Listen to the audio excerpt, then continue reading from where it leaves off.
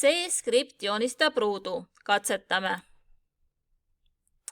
Ja kuna siin on muuda pliiatsi värvi 20 võrra, siis iga korduse ajal pliiatsi värv muutub. Katsetame veel kord.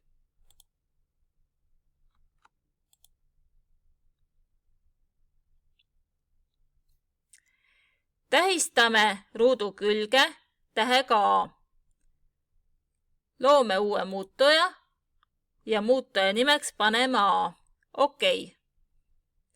Ja kasutame muutujat A-d siin 100 punkti asemel. A on vaikimisi 0, aga teeme nii, et siin enne kordust pannakse A väärtuseks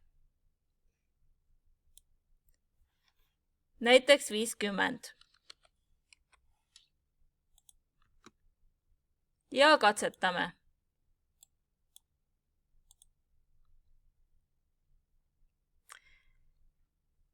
Mis juhtub, kui me iga korduse ajal A väärtust suurendame?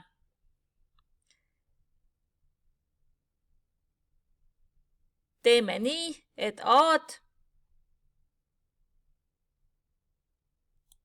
suurendatakse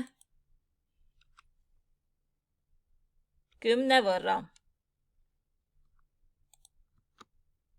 Ja katsetame.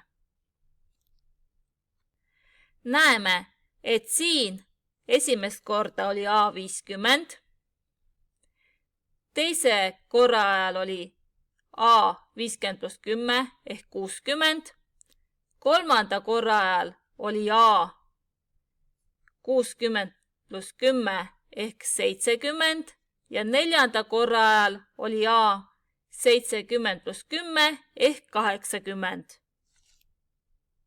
Mis juhtub, kui me selle korduse paneme omakorda kordusesse? Võtame juhtimise käsu, korda ja paneme siia näiteks 5. Korda 5 korda. Sellise kujundi tegemist. Ja katsetame. Väga ilus!